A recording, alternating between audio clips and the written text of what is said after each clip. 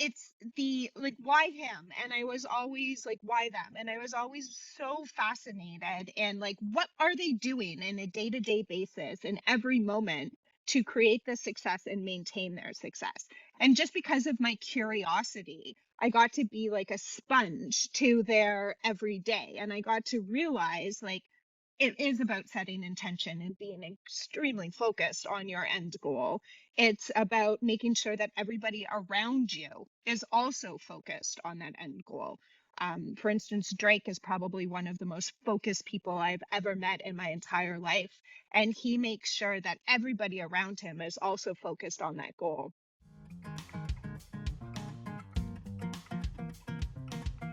Hi, everybody.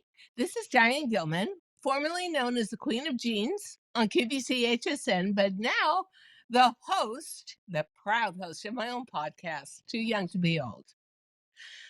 Well, girls, today is going to be a little bit dishy, but that's only if you love hearing insane stories about the world's most famous rock stars. If you don't, this episode's definitely not for you. No. Stay tuned. You're not going to believe.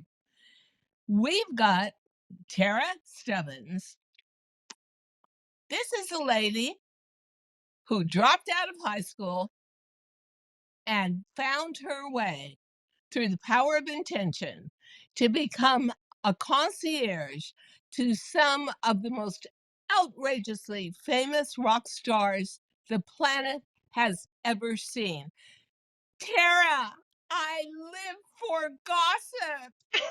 Dish on, girl. I want to talk about, this is so hilarious, your epiphany moment with a toothbrush. Could you please explain, Tara? I sure can. So I have at that point had the privilege of touring with some of the world's biggest rock and roll bands, such as the Rolling Stones, supporting Mick Jagger. I had been out with Lady Gaga and Kiss and Kenny Rogers. And it was about 10-ish years into my career. And I was helping a rock star, which I can't name at this time, but I can tell the story. And one of his crazy requests was every time he traveled, so every time we got to a new hotel on the stop, the tour stop, he wanted his toothbrush to be sanitized in the hotel industrial dishwasher.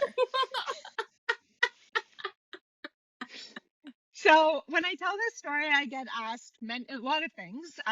One, why did you even do it, or did you just run the toothbrush under hot water? I'm going to And assume you did it. I did it, I guess, because of my integrity. That's what I did. I did everything I was asked all the time. And people always ask, well, why didn't you just buy a new toothbrush every time or travel with an electric toothbrush? But I don't have the answers to that. I learned a long time ago that you never ask rock stars why. They do crazy stuff that you just don't want to be part of. So you just kind of go with the flow with your head down. So. Okay, so give me, and I know that you said to me when you were holding this toothbrush and begging the hotel, like Yes. you actually had to call hotels beforehand. And if they weren't Yes. going to let you use the Well, dishwasher, you weren't going to be able to stay there. But that is so yeah. insane. So we had a lot of hotels knew we were coming and knew to infect this like crazy lady holding a toothbrush, wanting to put it in their dishwasher. But sometimes there were hotels that we had never stayed at before, such as this one in Shanghai. It was a newer hotel, very, very expensive. They had like presidential suites. And so we were there, and I obviously the toothbrush came out of the suitcase, and I had to walk downstairs to the back of house and try to have a conversation in a language that I didn't speak. Can I put this toothbrush in the dishwasher? They didn't speak English. They were looking at me like I had three heads. It was probably one of the most awkward moments of my life trying to, sign toothbrush in dishwasher. And I remember standing there with this toothbrush in hand thinking, there's got to be more to life than this. And that was my kind of like aha moment where Yeah. I knew that I absolutely loved helping people.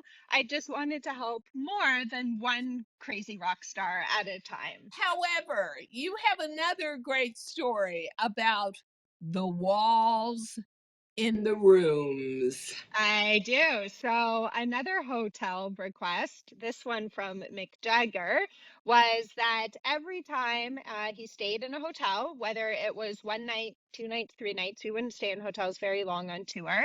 He wanted the hotel rooms painted a very specific shade of beige everywhere went. Oh my God. Um, two things about that. One, I recently moved into a new house. It was like a new construction. All the walls were beige. I was like, get this color off the wall now. I have PTSD. I need color. Hence the green behind me here. It was the first thing we did when we moved in was get that beige away. Um, but we were in what was then Mumbai. I don't think it's Mumbai anymore, in a very old hotel. And there was wallpaper on the walls, like ancient gold leaf wallpaper. And we took that sucker down and we painted Whoa. the walls beige. So Whoa. we put it back up after we left. Oh my God. Yeah.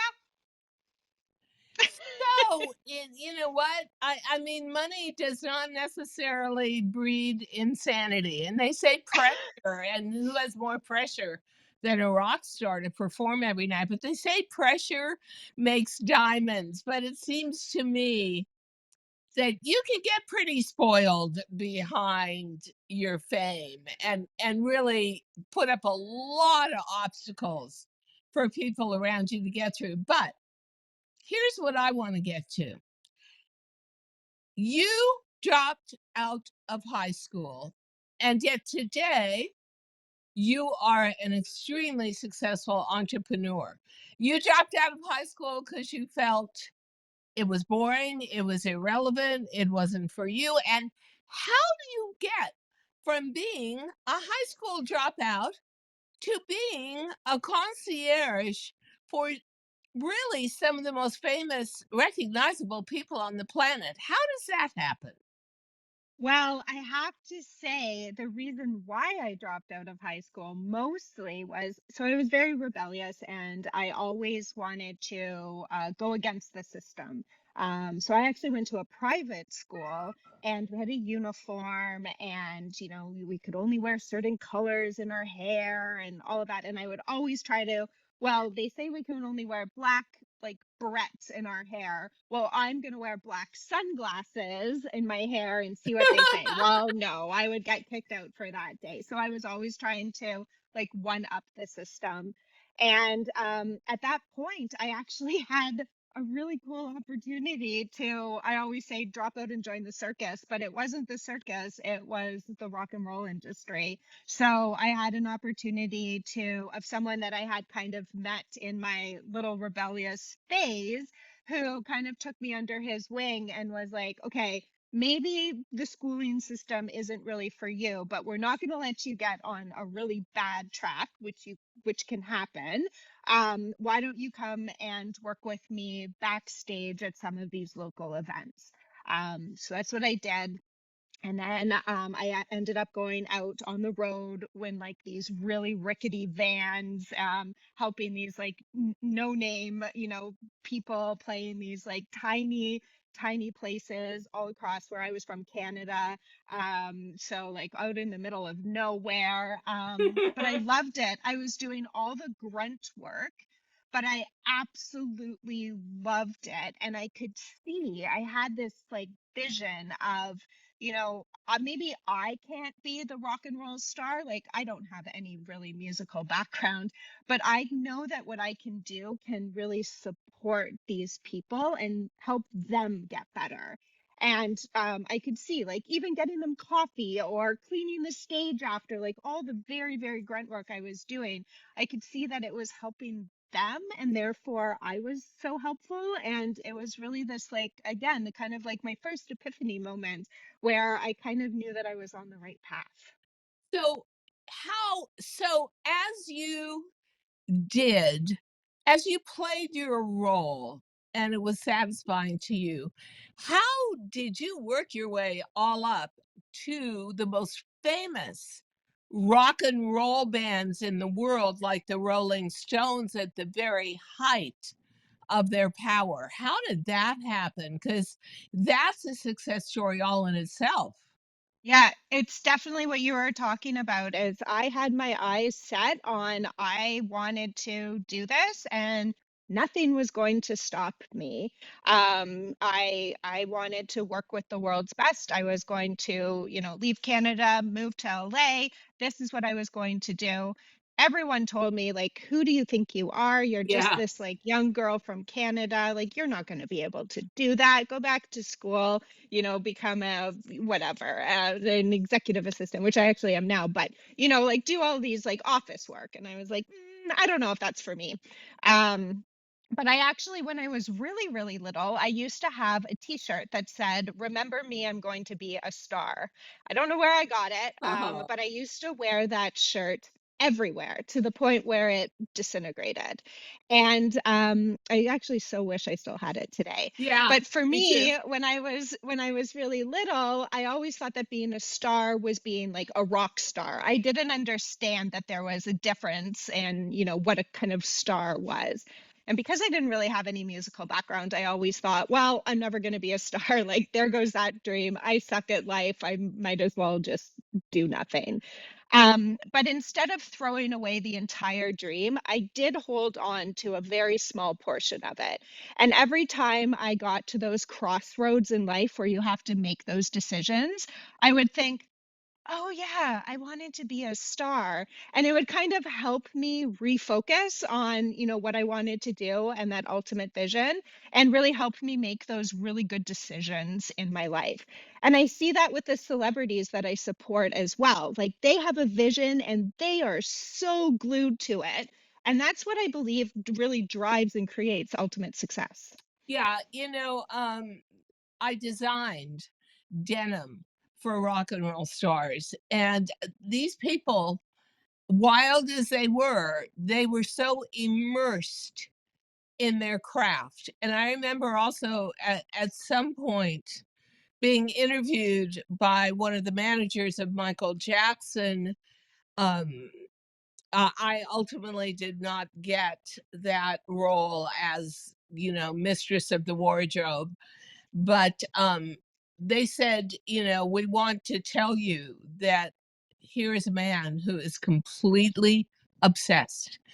All he talks about is being a success. All he talks about is the next number one hit and the tour and every bit of it and so I'm going to ask you because I'm not so sure that it really rubbed off on me, but being around top performers who have incredible power of intention, which I personally think is everything. I told you I dropped out of college around my sophomore year, and I just thought to myself, what is this doing for me? I know what I want to be.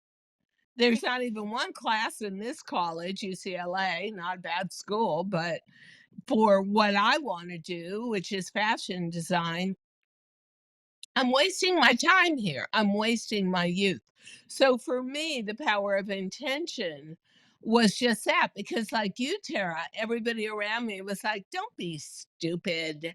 You're not going to be a fashion designer. Yeah. Just, you need to marry a Jewish doctor. That was a big thing at the time, probably still is.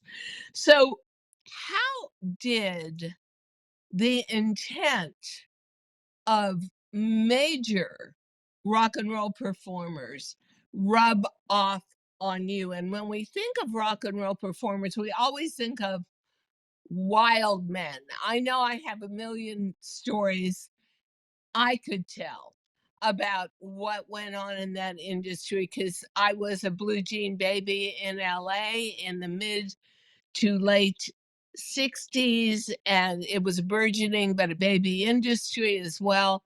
and you were right up close and personal with these people, and they didn't look especially disciplined. That I'm going to say. So, how did their power of intention rub off on you and give you guidelines or a model to follow? Well, I think like you, I had intention and my goal and my vision ingrained in me, and that's just kind of all I knew. So it wasn't like I was starting from scratch and it completely rubbed off on me and I went in the right direction.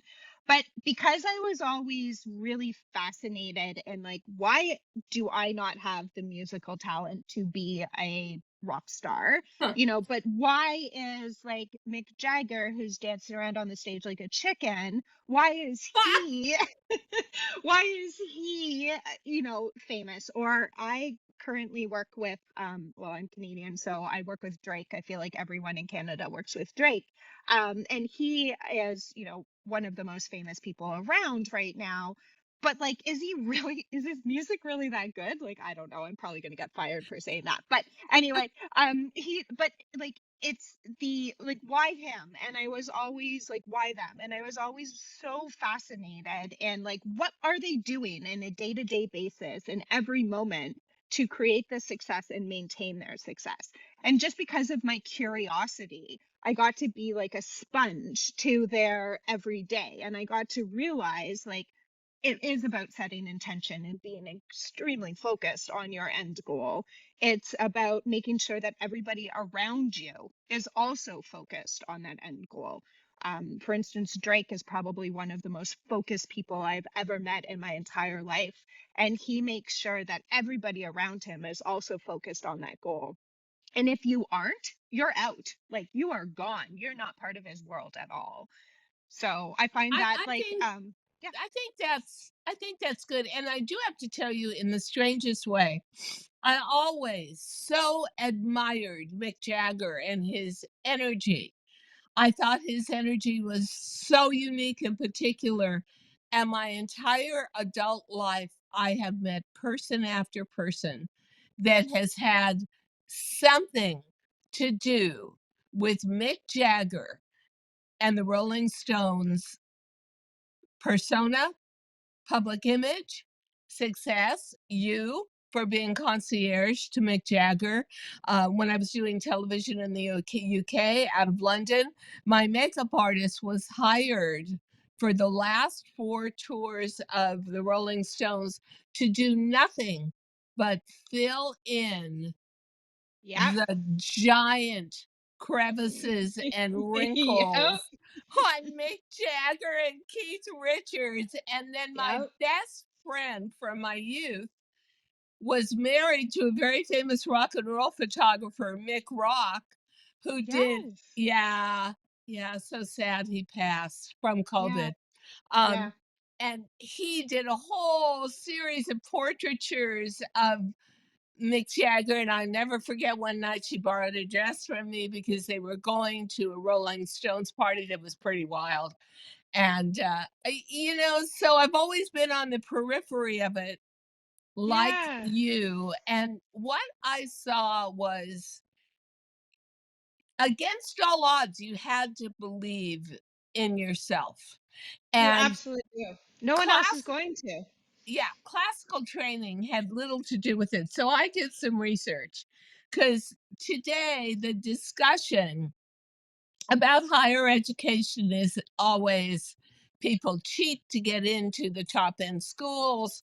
It's so expensive, it's not inclusive of ordinary people. And now you're seeing all kinds of prejudice in these schools. And, number one, Richard Branson, you share that one amazing fact, which is you dropped out of high school, which frankly I would have if I could have. But you've also got the people that dropped out of college, like me, Steven Spielberg, who I met at UCLA because we never went to class. We were always hanging out in the quadrangle. I go, no, I'm not kidding you. Yeah. Um, Bill Gates, Mark Zuckerberg, Steve Jobs, these guys were all dropouts who are now the foundational billionaires of our society. So tell me, did you think to yourself at any point in your career, which has been really stellar, and we'll talk about that in 1 second, do you ever think to yourself, God, I should have completed my education? Not Yeah. for 1 second. Did you? Yeah. I feel No. like once you make that decision, you're just on the path and you're just doing what like at first it was survival, right? Like, okay, I can't go backwards, so Yeah. I really need to survive here and prove. I think it's a, I have to prove everyone wrong too, which is a huge driver I get to success as well. Like I didn't come from a horrible family or background or anything. But I had that drive to, I've made this decision, now I have Yeah. to prove people wrong. Somebody dangled, it was in my very freshman year at UCLA, which I was not thrilled about. Yeah, And somebody dangled a free round trip ticket to London, and it was just the beginning of Mary Quant and Biba and the youth revolution, the youth quake, and the Beatles, and oh, I mean the fashion and the makeup, and I had to make a weighted decision. UCLA, which had no classes that were going to help me, or go to London for 6 months and just hitchhike around and bum your way into every single great fashion situation you can. And my parents never, my whole family never forgave me for that. They thought I was just a wild woman, but I never regretted 1 minute of it like you, Tara. no. Never. So, talk to me about how let's talk a little bit about where you are today with your business success, and then just backtrack from the time you were standing there with a toothbrush and saying, "Come on now, surely there's a better way of life." Where are you today? And backtracking quickly, how did you get there and handle the rise of Yeah, profitability and success? What are yeah, you doing so today? so today I run two businesses, still a concierge business and also a fractional executive assistant business. And they were both born from the idea of just, I want to help as many people as I possibly can uh, create their own success, like all of these rock stars. So I decided that when I was standing there with the toothbrush in hand, that there's got to be more to life than this.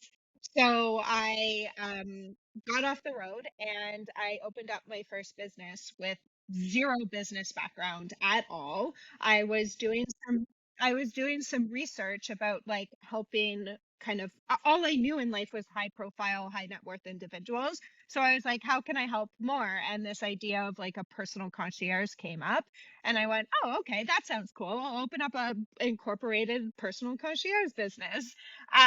So I did. And I remember even it was a while ago back when like the yellow pages were a thing and everyone was telling me, oh, you have to put like an ad in the yellow pages, and I was like, okay. So I saved up all my money, I ran this ad, not even thinking like high net worth people aren't going to look in the yellow pages and like hire somebody. But like I had no background, I didn't know what I was doing, I was a dirty roadie. So I saved up all my money. And I remember when the yellow pages like were delivered to people's doors that day, I sat by my phone, which was a landline at that point, and I waited because I thought, well, everyone's gonna like my phone's gonna be ringing off the hook because the Yeah. yellow pages got delivered today.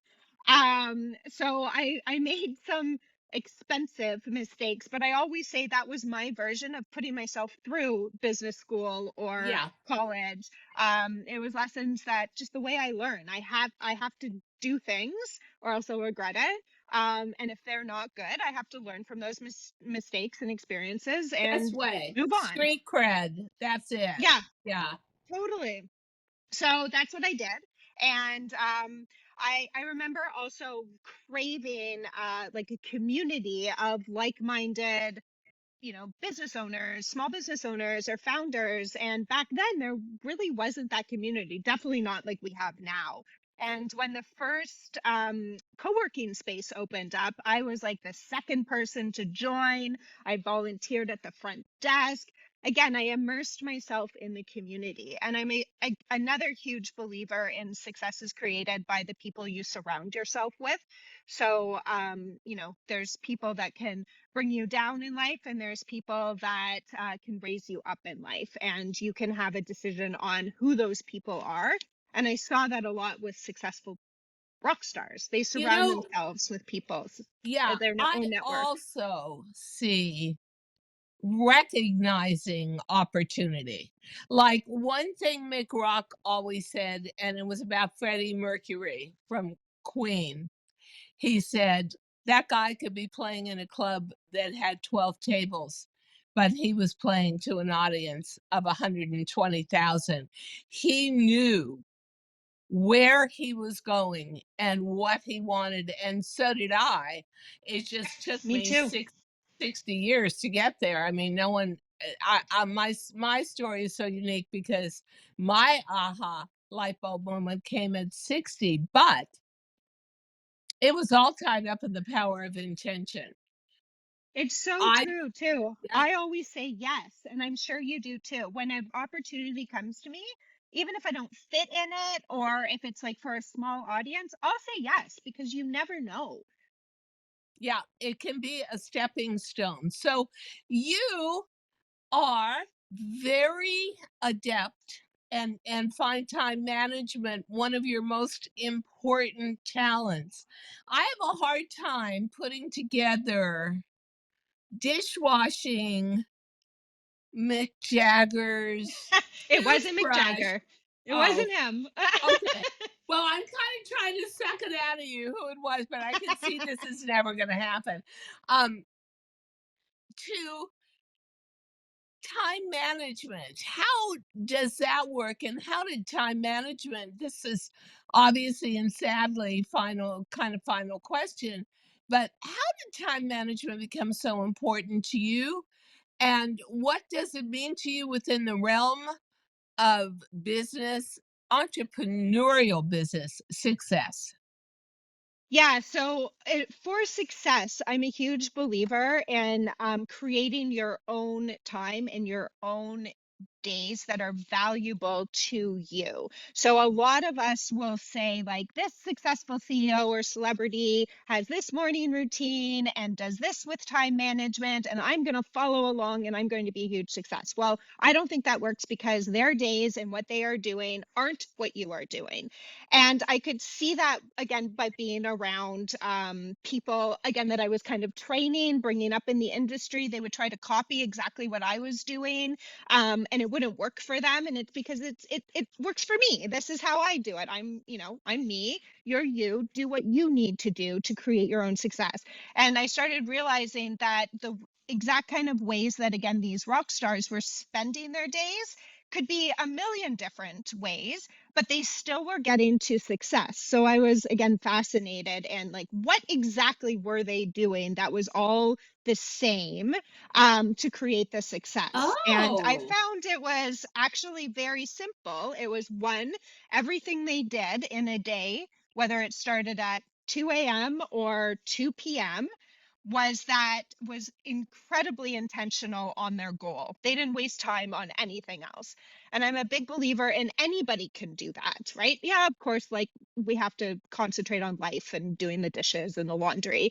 But if you can make sure that everything you're doing between those times is actually driving you towards your goal, you're going to be a success. And yeah. to me, that's what time management is. It's not about shaving some, minutes off of your morning commute or squeezing more into a day. It's really about being intentional in what you do in the day to achieve your goals. Oh yeah, that is me, and especially um in my 70s where I feel that little bit of bite on my butt of hurry up and love every minute, respect every minute, but don't screw around and lose minutes. So, how do I fit into the cult of busy, which you say is not that great for success? I love being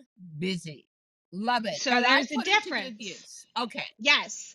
So again, it goes back to I love being busy too. I don't like taking weekends. I don't really have a hobby besides building my business. Me I too. love Me it. too. Yes, I absolutely love it. And that is okay. But being busy just to be busy, or being busy not concentrating on the right things that are actually achieving your goals, that is the cult of busy. And this whole idea of like hustle culture, or how, again, how many things can I do in a day? We don't want to do that. That's not good. How many intentional things can we do in a day to drive our business forward? And that is, again, how you can get out of the cult of busy. So I actually don't think you are in that. I think you are busy for an amazing reason. And I Yeah, think we and should all own like, if we want to work weekends, if we want to work holidays, do it. Like, don't listen again to people who say, oh, you shouldn't, or it's not good for your mental health. If you feel people, great about it, do it. it's all that blah blah blah where I just turn the switch off. I don't want to hear it. Yeah. And frankly, and not intentionally, but I went into a career mode when I went on tele-retail, where your biggest audiences were Labor Day, Memorial Day, Thanksgiving, Easter, Mother's Day, Christmas, New Year's Eve. And so somebody said to me, oh, well, what's your big plan for Thanksgiving this year? And I said, what plan? For 30 years, I worked every holiday. I have no plan. Like, I'm going to, No. I don't know. So, you know what? You have to be a personality that is truly attuned. And I really respected the Michael Jackson manager who said, if you're going to work with him designing a wardrobe, and it was for the Thriller tour, you're going to be up against a person who is going to have a super clear cut vision of what they want their clothing to be, how it moves, how it relates to fashion, street fashion, fast fashion, and you are going to be with someone that eats, thinks, drinks, breathes nothing but how can I be more successful? One thing I discovered when I left tele-retail December of 22 to come into the world of podcasting was, yes, I loved fashion, but more than I love fashion, I love setting a goal and accomplishing that goal. Absolutely. And that's what drives success. And you work extremely hard. I know.